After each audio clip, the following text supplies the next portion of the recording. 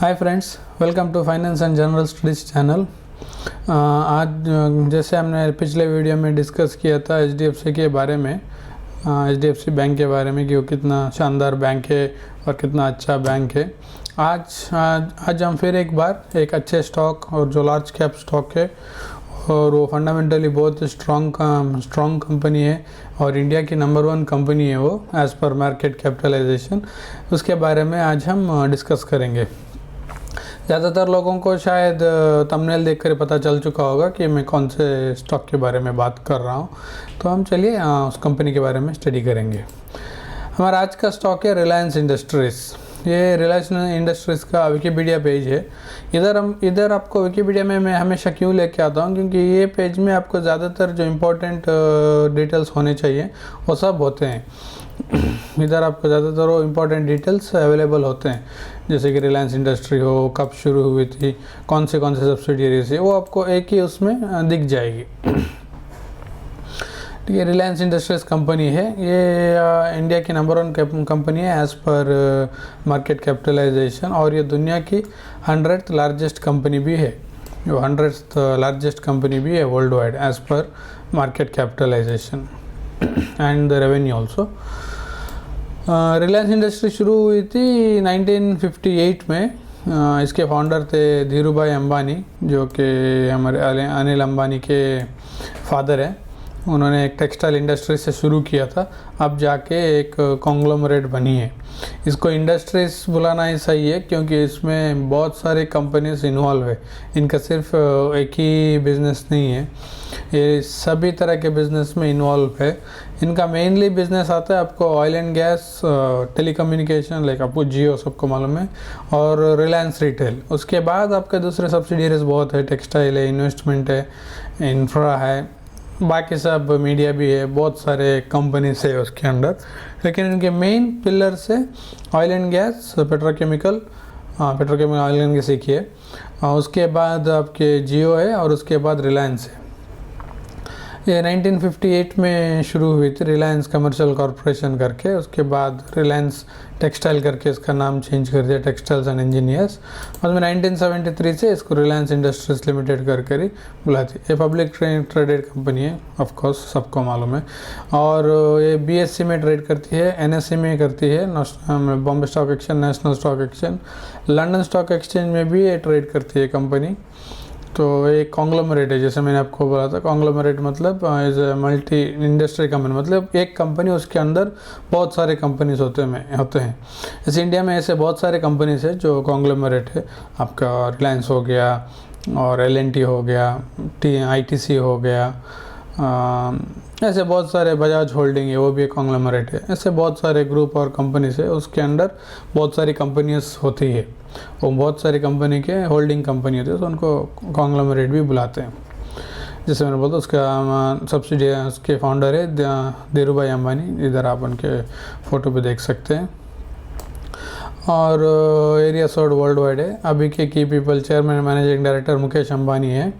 So as मैंने बोला था, production oil and gas, chemicals, petrochemical, oil refining, retails, telecommunication and media, ये सब इनके ये है। और इसके सब्सिडियरीज भी है, Reliance Jio platform, Reliance retail, Reliance petroleum, new network 18, Alok industries, ऐसे बहुत सारे इसके सब्सिडियरीज भी हैं।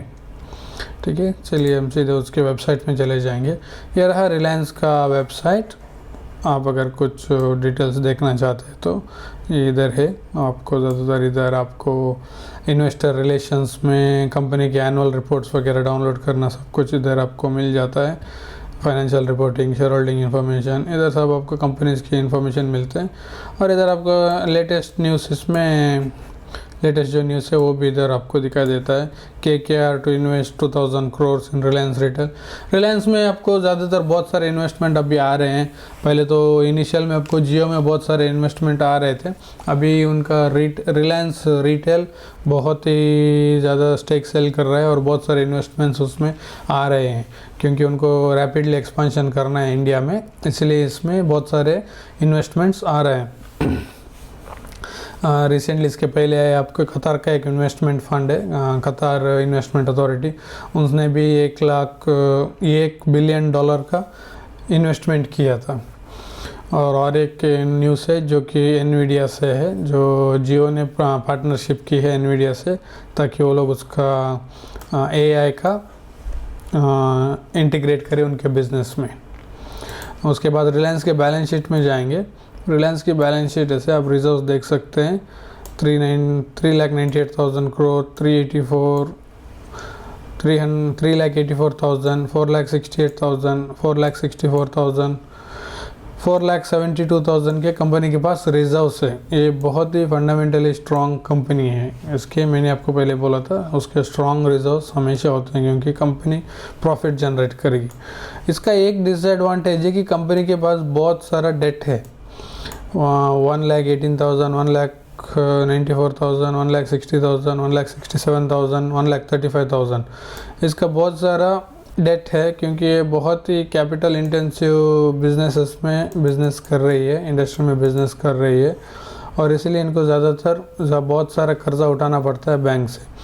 हालांकि इन्होंने बहुत सारे फंड राइजेस की हैं, उसके द्वारा इनके कंपनी पर उतना कोई प्रेशर नहीं है कि ये लोग कभी भी चाहे तो अपने आप को डेट फ्री कर सकते हैं, लेकिन अभी तक ऐसा उन्होंने किया नहीं है। शायद कुछ टैक्स पर्पस और कोई अदर गवर्नमेंट पॉलिसी या कुछ होंगे, तो इनके वजह से इन्होंने नहीं किया अभी तक। लेकिन इधर आप देख सकते हैं 1,60,000 से 1,67,000 हो गया, उसके बाद 1,35,000 हुआ है, बहुत अराउंड 30,000 का डेट कम हुआ है।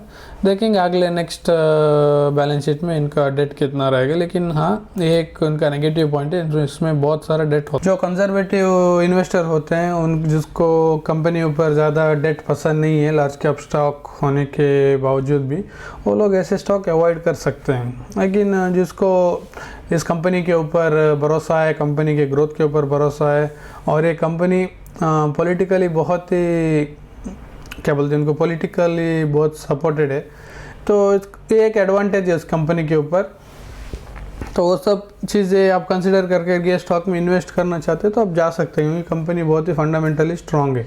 रिलायंस इंडस्ट्रीज़ के बारे में मैं बात कर रहा हूँ। रिलायंस और एक है अनिल अंबानी की, उसके बारे में मैं बात नहीं कर रहा हूँ, ये अनिल अंबानी की कंपनी है। तो हाँ दोस्तों, उसके बाद आगे बढ़ते हैं कंपनी की कैश के ऊपर। कैश भी इनका बहुत सॉलिड होता है, आप देख सकते हैं 3,700, 8,400, 5,500, 21,000 करोड़, 56,000 करोड़ का इनके पास सिर्फ कैश ही है। आप देख सकते हैं कितने स्ट्रॉन्ग कैश बैलेंस है इसकी। सो इसमें से आपके एक कंपनी की मार्केट कैपिटलाइजेशन होते हैं 50,000, 60,000, उनके पास सिर्फ कैश ही है। आप देख सकते हैं कितनी स्ट्रॉन्ग फाइनेंशियली स्ट्रॉन्ग कंपनी है। अभी शेयर का प्राइस चल रहा है 2,451 रुपीज़।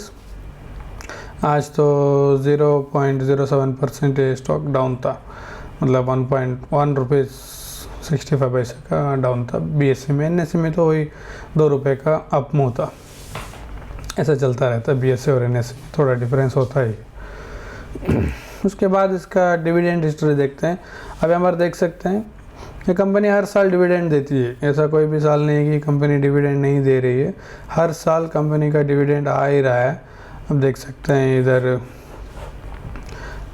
15 में, 16 में, 17 में ये बहुत हाई डिविडेंड दे रहे थे, 10.5, 11 रुपीज़। उसके बाद कम हो गया 6.5, 7, 8, अभी जाके 9 रुपीज़ में जा चुके हैं। मतलब इसका स्टॉक का फेस वैल्यू है 10 रुपये, तो इसीलिए उन्होंने 90% इधर लिखा है 9 रुपये। सो हाँ, 10 रुपीज़ का इन्होंने डिविडेंड दे दिया तो हो जाएगा 100%।